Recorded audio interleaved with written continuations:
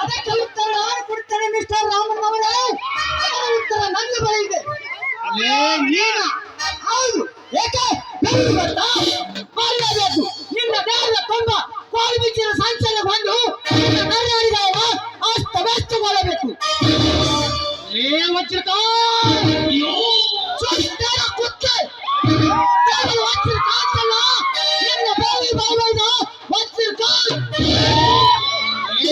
ನೀನ್ ಯಾವನಲ್ಲೇ ನನಗೆ ಮಾವ ಎಂದು ಕರೆಯುವ ಅದಮ್ಮ, ಹೋದ ನಿನ್ನ ಕೆಟ್ಟ ಕರ್ಮವನ್ನು ನೆನೆದು ಅಸಭ್ಯವಾಗಿ ವರ್ತಿಸಬೇಡ.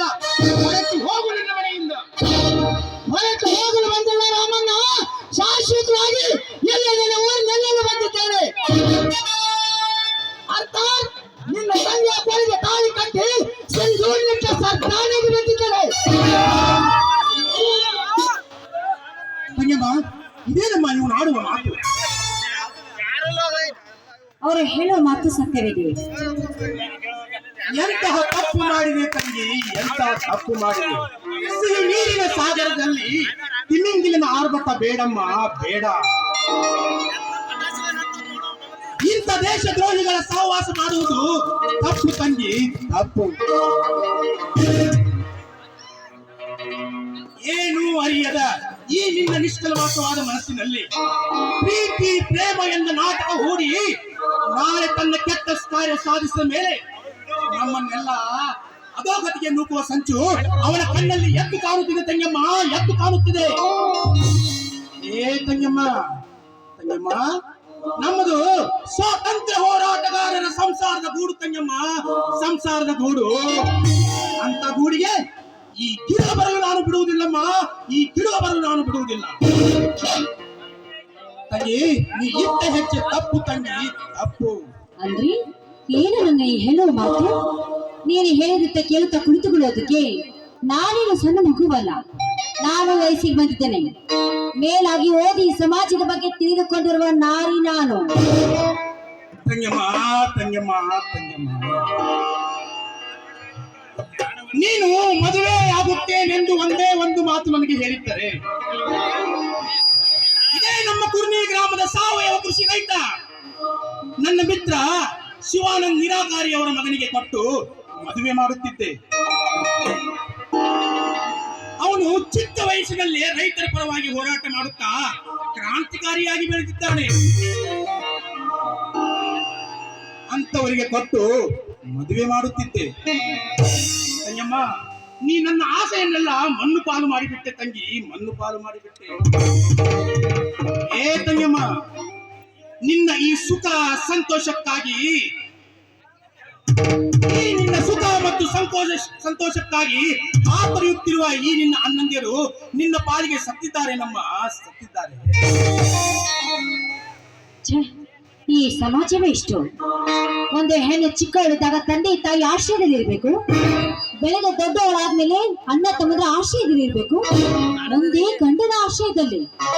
ಹೆಣ್ಣು ಯಾವಾಗಲೂ ಗಂಡಸಿನ ಗುಲಾಮರಾಗಿ ಬಿದ್ದಿರಬೇಕು ಅಂತ ತಿಳಿದುಕೊಂಡಿದ್ರೆ ಅದು ನಿಮ್ಮ ಮೂರ್ಖತನ. ನೋಡೋಣ, ನಾನು ಇಷ್ಟಪಟ್ಟವ್ರ ಜೊತೆಗೆ ಮದುವೆ ಮಾಡಿಕೊಂಡಿದ್ದೇನೆ, ಹಾಗೆ ಅವ್ರ ಜೊತೆಗೆ ಬಾಳು ಬದುಕುತ್ತೇನೆ. ಇನ್ನು ಮೇಲೆ ನಿನ್ನ ಪ್ರಶ್ನೆಗೆ ನಾನು ಹತ್ತಿರ ಉತ್ತರವಿಲ್ಲ.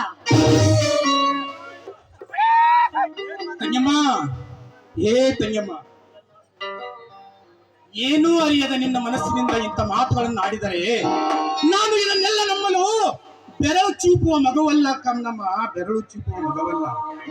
ಇಲ್ಲ ಇಲ್ಲ ಇಲ್ಲ, ಎಲ್ಲ ಸುಳ್ಳು. ಸತ್ಯವನ್ನ ಸುಳ್ಳೆಂದು ಬರೆದುಕೊಂಡರೆ ಹೆಚ್ಚುವುದೇ ಸಮಾಜ. ಹಲೋ ಮಾಮಾಶ್ರೀ, ನಮ್ಮಿಬ್ಬರ ಮಿರಳಿಕೆ ಈ ಕೂಸೆ ಸಾಕ್ಷಿ. ಸಾಕ್ಷಿ ಬೇಕು ನನಗೆ. ಹೇ ದೇವ ಪರಮೇಶ್ವರ, ತಾಯಿ ಭಾವೇಶ್ವರಿ, ಎಂತಹ ಪರಿಸ್ಥಿತಿ ತಂದೆ, ಎಂತಹ ಅಗ್ನಿ ಪರೀಕ್ಷೆ ಇದು. ಸುತ್ತು ಹಳ್ಳಿಗೆ ಮಾದರಿಯಾದ ಈ ರೈತನ ಮಾನ ಪ್ರಾಣ ಎಲ್ಲಿಗೆ ತಂದೆಯೋ ತಂದೆ, ಎಲ್ಲಿಗೆ ತಂದೆ? ಸ್ವಾತಂತ್ರ್ಯ ಹೋರಾಟಗಾರರ ಮನೆತನಕ್ಕೆ ಕೊತ್ತು ತಂದೆ, ಯಾ ತಂದೆ, ಕೊತ್ತು ತಂದೆ.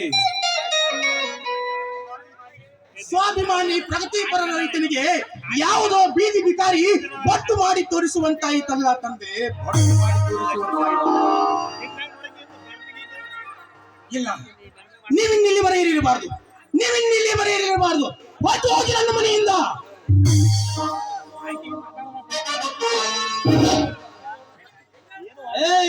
ಹೊರಟು ಹೋಗಲು ಬಂದಿಲ್ಲ ಮಿಸ್ಟರ್ ರಾಮಣ್ಣ. ಶಾಶ್ವತವಾಗಿ ಇನ್ನು ನೆಲೆ ಊರಿನೆಲ್ಲಲು ಬಂದಿದ್ದೇನೆ. ಮಾಮಾಶ್ರೀ, ಚಾರ್ಲಿ,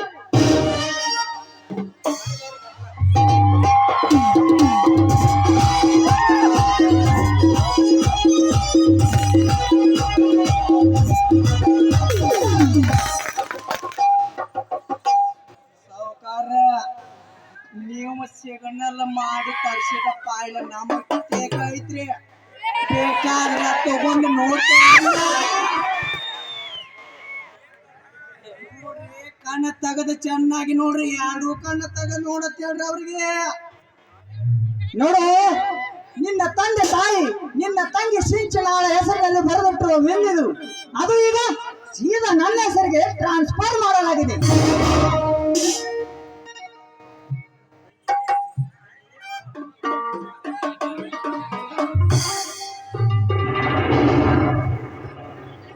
ತಂಗಿ, ಮುದ್ದು ತಂಗಿ, ಇದೇನಮ್ಮ?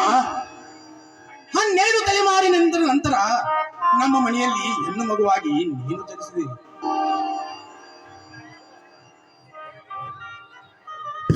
12 ತಲೆಮಾರಿನ ನಂತರ ಹೆಣ್ಣು ಮಗುವಾಗಿ ನೀನು ಜನಿಸಿದೆ. ಇದಕ್ಕಾಗಿ ತಂದೆ ತಾಯಿ 3 ಕೋಟಿ ದೇವರ ಆಶೀರ್ವಾದವನ್ನು ಪಡೆದು ಪ್ರಸಾದವನ್ನ ಸ್ವೀಕಾರ ಮಾಡಿ ನಿನಗೆ ಜನ್ಮ ಕೊಟ್ಟರು. ನೀನು ಭಾಗ್ಯಲಕ್ಷ್ಮಿಯಾಗಿ ನಮ್ಮ ಮನೆಯಲ್ಲಿ ಹುಟ್ಟಿ ಬಂದೆ. ಊರೇ ಹಬ್ಬ ಆಚರಣೆ ಮಾಡಿತು. ಹೆಣ್ಣು ಮಗು ಹುಟ್ಟಿತು ಎಂಬ ಕಾರಣಕ್ಕಾಗಿ